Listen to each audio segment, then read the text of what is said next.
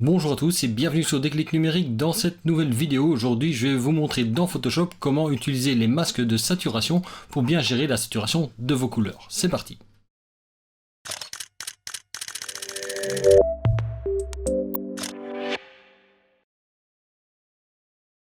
Alors juste avant de commencer, je tiens quand même à attirer votre attention sur un détail. Il ne s'agit pas forcément d'une vidéo destinée aux gens qui débutent tout juste dans Photoshop. Il faut quand même avoir quelques bases.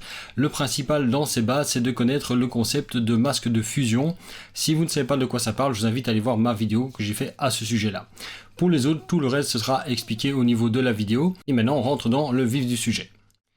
Normalement, quand vous avez l'habitude d'employer un logiciel comme Photoshop ou même n'importe quel logiciel de retouche ou de développement, vous avez généralement dans les logiciels deux curseurs qui vous permettent d'agir sur la saturation des couleurs. La saturation qui va vous permettre simplement d'agir de manière linéaire sur la saturation des couleurs, c'est-à-dire que vous allez amplifier ou réduire la saturation de la même manière que les couleurs soient plus ou moins saturées à la base. Et vous avez un autre curseur qui lui va vous permettre de cibler surtout les couleurs les moins saturées et donc de protéger les couleurs les plus saturées. Ici, si je joue avec la vibrance, vous voyez que principalement c'est l'arrière-plan qui prend de la couleur alors que le reste plus ou moins correct. Quand ça correspond à ce qu'on a besoin, c'est très bien. Maintenant, il y a des cas dans lesquels on veut pouvoir cibler les couleurs les plus saturées. Et c'est là que les masques de saturation interviennent. Pourquoi? Parce que ça va nous permettre de créer un masque de fusion que l'on va pouvoir appliquer sur un réglage et qui va être dépendant de la saturation des couleurs. Et donc ici, je vais vous montrer la méthode pour créer un masque de fusion qui va vous permettre donc de séparer la partie saturation de la partie couleur et de la partie luminosité. Ici, je vais déjà commencer par vous montrer ce qui se passe juste avec l'avant-après. Donc j'ai fait déjà un traitement au niveau de ma photo ici et j'ai en fait dans ma photo simplement un calque ici sur lequel j'ai appliqué un masque de saturation. Pour vous montrer à quoi ça ressemble, voici. Et là vous avez donc un masque de fusion qui est forcément toujours du noir au blanc, donc le principe c'est tout simple. Quand c'est noir, il n'y a pas d'effet appliqué. Quand c'est blanc, l'effet est appliqué à 100%. Et les gris donnent des transitions, en fait, des nuances en fait, d'application de l'effet. Ici, ce que vous voyez, en fait, c'est simplement une représentation noir et blanc du niveau de saturation des couleurs. Ça veut dire quoi? Ça veut dire que l'effet que je vais appliquer va s'appliquer plus fortement aux couleurs saturées, là où c'est en blanc, qu'aux couleurs moins saturées, qui sont ici représentées en noir. Si vous regardez sur la photo, tout ce qui est en blanc ou clair, en tout cas dans le masque, ce sont les couleurs déjà saturées. Pourquoi j'ai fait ça? Ici dans la photo qui est faite, je veux faire ressortir les couleurs qui sont vraiment déjà vives et ne pas trop toucher l'arrière-plan qui lui pour moi doit rester un petit peu plus neutre. Donc pour ça, ici, je vais simplement en activant et désactivant le masque vous montrer ce qui se passe. Ça c'est la version telle qu'elle est normalement, c'est-à-dire la photo avant que j'applique le réglage. Et quand j'applique le réglage, vous voyez ici maintenant que toutes ces couleurs, les orangés, les bleus qui sont ici dans les couleurs irisées sont bien plus saturées. Si je n'applique pas le masque, vous allez voir directement la différence. Sans le masque, vous voyez que tout est saturé. En fait, forcément, j'ai employé un simple curseur de saturation. Mais vous voyez que la partie que je voulais qui ne soit pas saturée, ça veut dire la partie de l'arrière-plan, qui sont des couleurs moins saturées naturellement, le sont quand même. En réappliquant le masque, vous voyez dans ce cas-là que comme ça, je peux sélectionner vraiment les couleurs saturées. Je vous montrerai également comment utiliser cette technique pour justement désaturer des couleurs qui le sont trop. On passe maintenant à la méthode et je vais vous montrer comment créer ce masque de saturation. Pour créer le masque de saturation, la première chose, ça va être de dupliquer le calque. Donc là, je sélectionne et je fais CTRL ou commande J. Là, maintenant, je vais lui appliquer un filtre. Ce filtre est assez particulier. Vous le trouvez dans Filtre, Divers, TSL, TSI. Le but de ce filtre est de convertir les couches rouge, vert, bleu en des couches teinte, saturation et luminance. Je vous conseille vivement d'employer le TSI plutôt que le TSL. Le principe est à peu près le même, mais je trouve personnellement que le rendu du TSI est un petit peu meilleur, avec des meilleures transitions de ce qu'on va avoir au niveau du masque. Vous faites OK, et là vous allez avoir une image qui est totalement dégueulasse, mais ça c'est pas grave, on va voir ce qui se passe derrière. Là où ça devient intéressant, c'est quand vous allez voir dans les couches. Donc à côté des calques, normalement vous avez la partie couche, et là en fait ce que vous avez traditionnellement, c'est la décomposition rouge, vert, bleu de votre photo. La différence, c'est qu'ici, au lieu d'avoir le rouge, le vert et le bleu, vous allez avoir la couche rouge qui va représenter les couleurs, la couche verte qui va représenter la saturation et la couche bleue qui va représenter la luminance. Par exemple, si je prends la couche bleue, vous avez en fait simplement votre photo en noir et blanc. Le vert représente la saturation et le rouge représente les couleurs représentées sur une échelle noir et blanc. C'est un peu particulier, mais on n'en a pas besoin ici. Si vous voulez tout réafficher normalement, vous cliquez sur RVB. Moi, ce qui m'intéresse ici, c'est d'avoir les informations de saturation. Donc en fait, c'est la couche verte qui nous importe. On va l'appliquer d'une manière particulière, c'est-à-dire qu'ici, ce que je vais faire, c'est maintenant créer un nouveau calque de réglage, c'est-à-dire celui qui va me permettre de gérer la saturation. Donc je vais dans les calques de réglage et je vais faire teinte saturation. Idéalement, votre photo, pour que ça fonctionne le mieux, devrait être en 16 bits. Si vous le voyez ici en haut à gauche, vous voyez que c'est une photo qui est en 16 bits. C'est là que vous avez les meilleurs résultats avec cette méthode-là. Pour m'assurer que toutes les informations sont passées en 16 bits, je vais l'appliquer de manière particulière aussi. Je pourrais faire un copier-coller de la couche sur le masque de fusion, ce n'est pas ce que je vais faire ici. Je vais simplement m'assurer que j'ai bien sélectionné ici le blanc, donc c'est-à-dire le masque de fusion. Je vais aller dans Images, appliquer une image, et là vous allez pouvoir sélectionner ce que vous allez appliquer sur cette image qui à l'heure actuelle est blanche, c'est-à-dire le masque de fusion. Vous prenez fusionner, donc en fait ce que vous avez là à l'écran, et nous ce qui nous intéresse c'est la composante verte qui maintenant en fait est la composante saturation de l'image. Donc je vais garder fusionner, ici je vais sélectionner vert, donc la couche verte, celle qu'on a été voir là tout de suite. Je vais pas mettre en produit, je vais mettre en normal, comme ça je copie simplement l'information, et il me reste plus qu'à faire OK. Et là maintenant, quand je vais voir au niveau de mon masque de fusion, je retrouve en fait ma couche verte que j'avais dans les différentes couches qu'on avait à droite. Je fais Alt et clic pour inverser la vue, donc quand vous faites Alt et clic sur un masque de fusion, vous l'isolez ou vous le cachez. Je peux maintenant simplement désactiver le calque de travail, je n'en ai plus besoin. Et ici, maintenant, il ne me reste plus qu'à faire une chose, c'est de jouer sur la saturation des couleurs. Et donc maintenant, vous avez les couleurs comme le jaune, l'orange et le bleu dans ces zones ici au-dessus, qui réagissent beaucoup plus vite à la saturation que les autres. C'est normal, puisque dans le masque de saturation, vous voyez que la partie ici est blanche et gris clair, alors que d'autres sont foncés. Vous pouvez tout à fait affiner ce masque, il s'agit d'une image, donc on peut la travailler. Si la sélection n'est pas encore assez précise pour vous, ce que vous pouvez faire, vous faites Alt et vous cliquez sur le masque pour le voir. Vous allez dans Images, Réglages et Niveau. Et là, vous allez pouvoir gérer en fait cette image noir et blanc telle qu'elle. Et donc par exemple dire que ce que vous voulez, c'est que l'image aille sélectionner un peu plus que les parties très saturées et un petit peu moins les parties moins saturées. Donc c'est-à-dire que vous voulez que l'image soit plus sombre en soi. Donc je vais simplement ici déplacer vers la droite et je vais même aller écrêter un petit peu ici.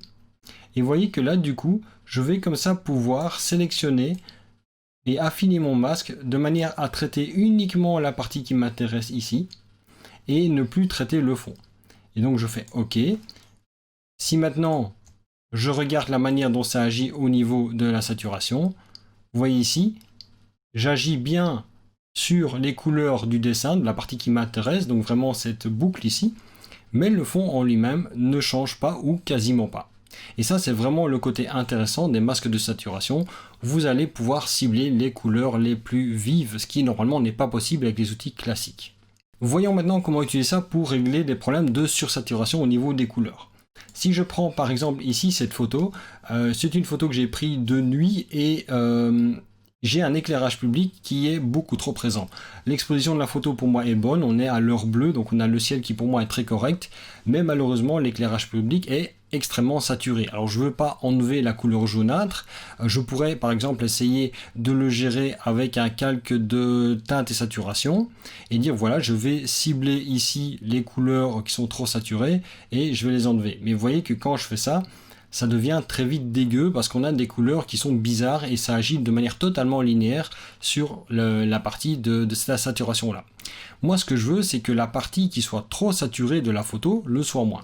Je vais procéder exactement de la même manière, je vais dupliquer mon calque, je vais maintenant ici simplement aller dans Filtre, Divers, TSL, TSI, j'applique toujours l'entrée RVB, la sortie TSI, je fais OK. J'ai mon image super dégueulasse qui apparaît. Maintenant, je vais créer un calque de réglage, donc de teinte de saturation par exemple. Ça peut marcher avec la vibrance aussi. Voilà. Et en ayant bien le masque de fusion sélectionné, je vais aller dans Images, appliquer une image. Je prends bien fusionner, donc ce que j'ai à l'écran ici.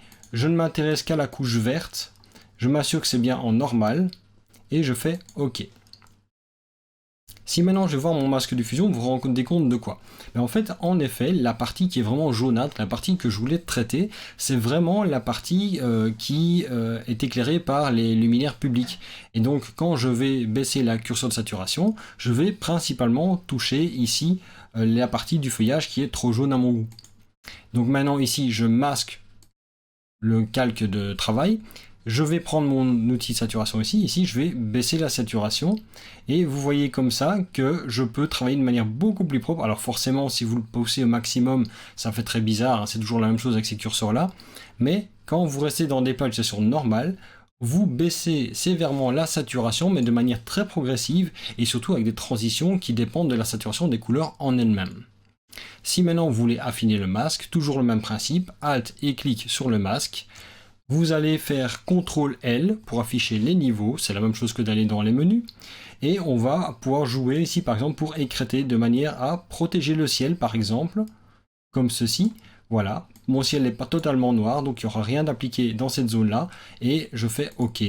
J'ai maintenant un masque de fusion qui est encore plus sélectif. Et quand je fais un avant-après, vous voyez que les arbres, les parties des murs, ça est touché par mon réglage, c'est ce que je veux, mais mon ciel, lui, n'a pas changé. Et donc comme ça, j'arrive à équilibrer en fait la saturation des couleurs dans mon image en ayant sélectionné les parties uniquement les plus saturées. Je vous montre encore une dernière utilisation de ce système de manière un petit peu plus précise au niveau de la photo, parce que là on l'a employé sur la globalité de la photo.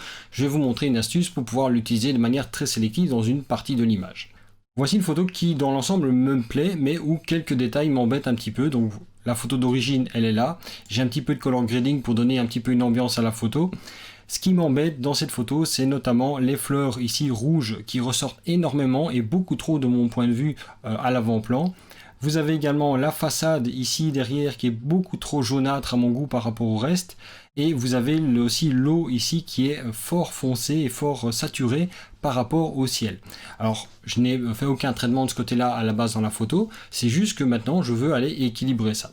Je vais employer bien sûr la même manière. Alors, la seule chose, c'est que je vais commencer par masquer le color grading juste pour voir ce que je fais. Je vais prendre mon image. Je vais dupliquer mon image. Je garde toujours le même principe.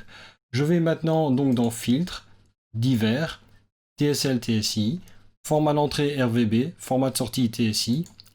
Voilà. On attend, on a toujours l'image super moche à la fin.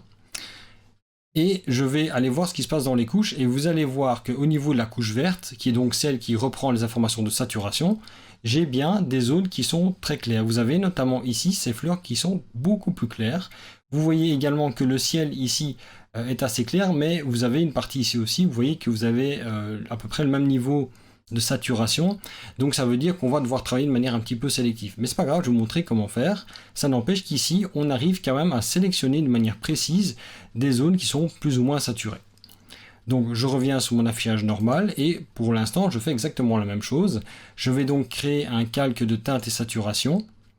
Je retourne dans Images et je vais faire donc appliquer une image. Même principe, je prends fusionner, donc en ayant cet aspect vraiment dégueu affiché à l'écran. Je sélectionne uniquement la couche verte, qui est donc celle qui contient la saturation.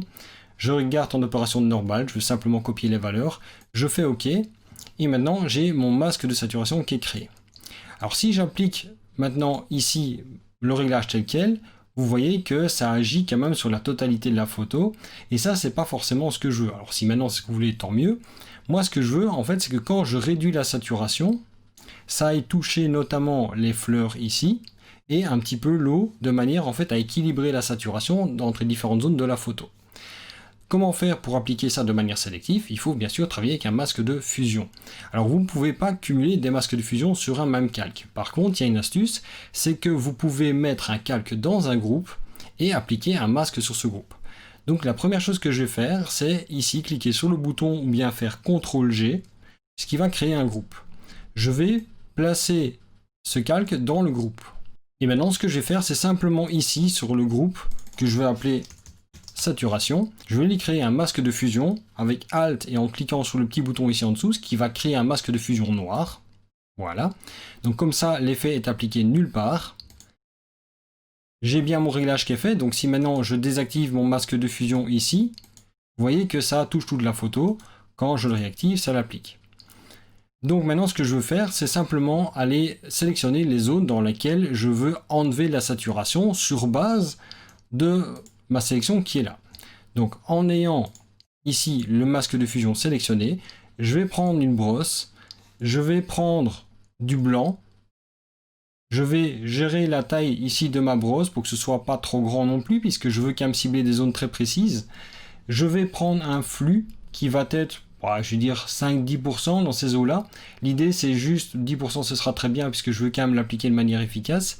L'idée ça va être de passer sur les zones jusqu'au moment où j'ai un niveau de saturation qui me plaît.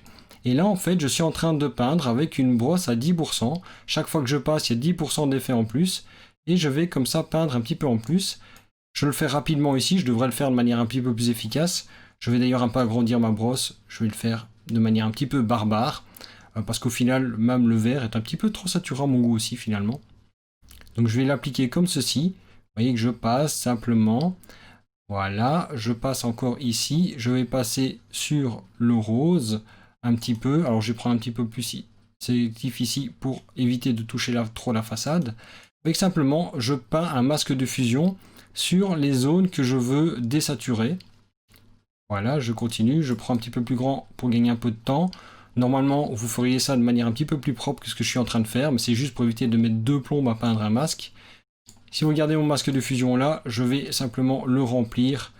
Je le fais rapidement, hein, mais voilà, comme ceci. Voilà.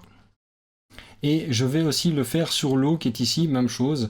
Je vais d'ailleurs augmenter un petit peu le flux pour gagner du temps. De nouveau, faites-le avec un peu plus de précision que moi. Moi ici, je veux surtout vous montrer l'effet du masque de fusion. Voilà, comme ceci. Je peins simplement la zone. Je vérifie que mon masque est plus ou moins correct. Voilà. Et si maintenant je fais un avant et après, vous voyez que la plupart de la photo n'a pas été touchée. Pourquoi? Parce que la première chose, c'est que mon réglage ne s'applique que dans les zones blanches ici. Et dans cette zone blanche, seul ce qui est dans le masque de fusion ici va être utilisé aussi. Alors si jamais de nouveau votre masque n'est pas assez précis à votre goût, vous pouvez tout à fait, comme d'habitude, travailler avec les niveaux pour aller l'écrêter. Vous pouvez également, si vous avez des problèmes de transition, quand vous avez le masque sélectionné ici, dans les propriétés, jouer sur le contour progressif. En fait, ça va créer une espèce de flou autour des pixels, de manière à améliorer un peu les transitions. Et vous pouvez également jouer sur la densité du masque, c'est-à-dire que si votre masque a une densité de 0, il est totalement blanc, et vous pouvez aussi comme ça augmenter la densité. Alors forcément dans ce cas-ci, puisque vous réduisez la densité du noir, c'est-à-dire que votre effet est de plus en plus appliqué sur la totalité de la photo, mais ça peut être intéressant si jamais vous avez des problèmes de transition à gérer. Vous pouvez comme ça par exemple le mettre, je sais pas, en 90%, ce qui est assez propre en soi, et dans ce cas-là, vous avez ici maintenant simplement... Si je reprends mon calque avant et après, vous voyez que j'ai bien mon eau ici qui est désaturée, j'ai mes plantes qui sont un peu désaturées, peut-être un tout petit peu trop. Vous pouvez aussi toujours travailler d'ailleurs proprement sur les couleurs. Si maintenant vous trouvez que le bleu est suffisamment désaturé mais que le rouge est trop désaturé, vous pouvez tout à fait prendre la partie couleur rouge et le resaturer un petit peu ici pour équilibrer. Ça aussi c'est possible. Et on regarde maintenant l'avant et après.